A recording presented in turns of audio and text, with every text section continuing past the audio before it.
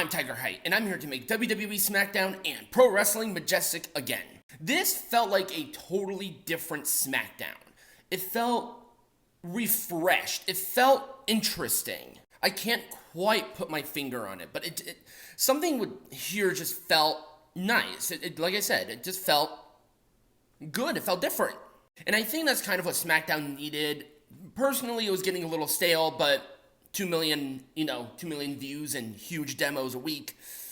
I think they know what they're doing.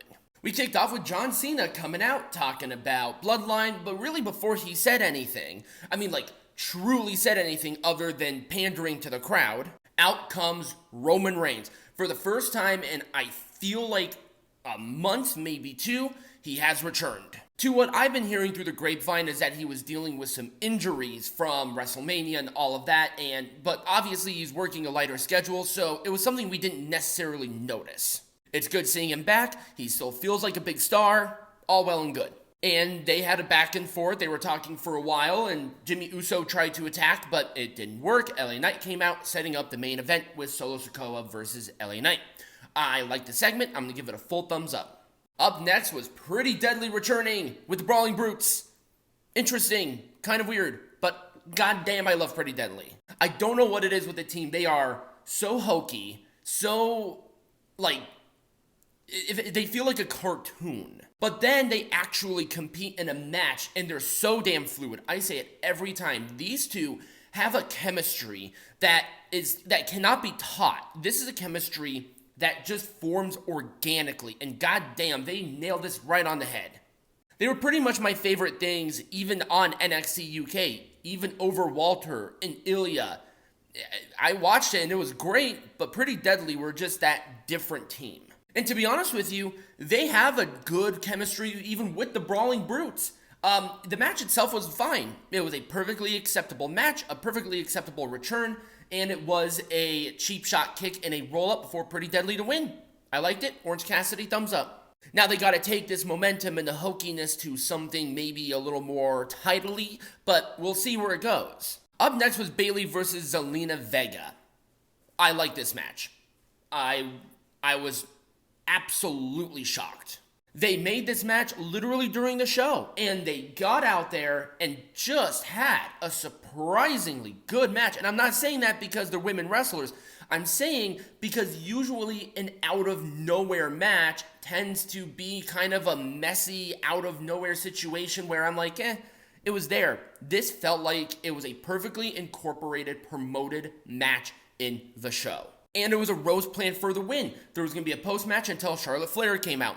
Charlotte, you look great in heels. You look great in general. She's one of the best looking women right now in WWE. She just carries herself like a star. But if you're going to run down to the ring, don't wear high heels. It looked really, really awkward. So because it was so shocking on how actually fun this match was, despite it just coming out of nowhere, I'm going to give it a full thumbs up. Up next was our Triple H segment.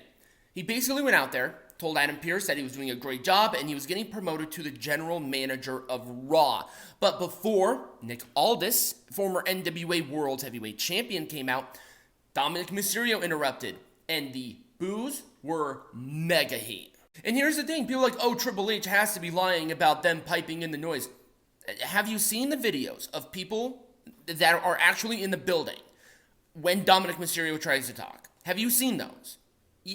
No? Why? It's obvious it's there. But yes, Aldis making his debut in WWE as a general manager of SmackDown.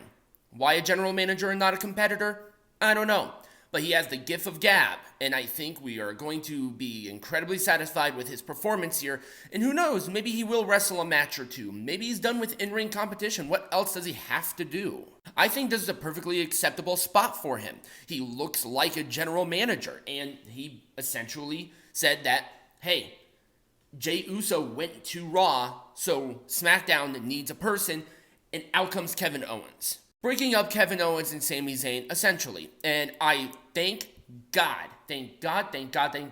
Kevin Owens needs a little refresh. I think Sami Zayn will still be incorporated in feuds no matter what. And even though they have great chemistry together, we needed that restart. Once again, fresh, different. And it was a stunner on Dom.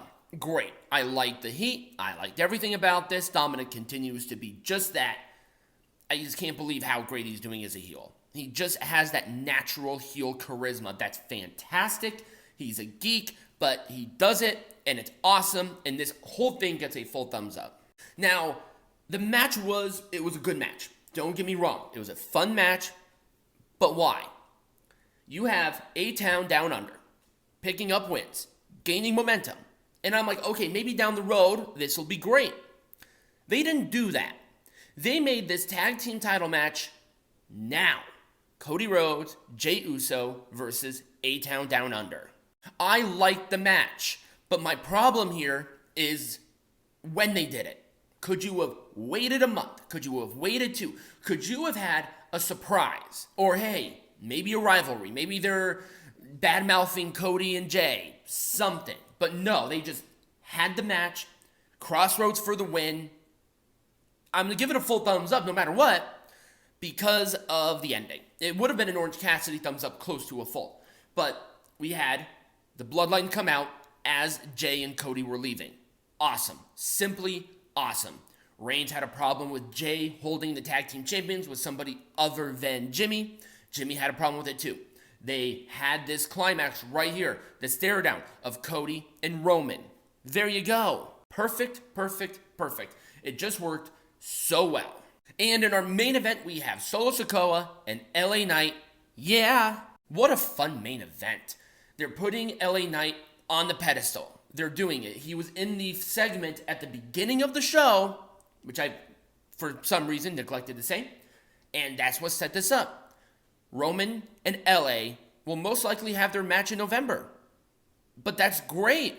And it was a BFT for the win. Solo doesn't lose often. So this was actually a great thing for LA Knight. Big win, lots of momentum, and Roman Reigns hits the spear on LA Knight, really cementing this rivalry. This whole thing was great. It gets a full thumbs up. And that was SmackDown. Let me know what you thought about not only SmackDown, but my video in the comments down below or right over here next to me. Subscribe or follow to the channel, depending on where you're watching this on. Join us tomorrow for the full reviews of Stardom's Golden Fight and Destruction in Ryogoku. And as always, be majestic.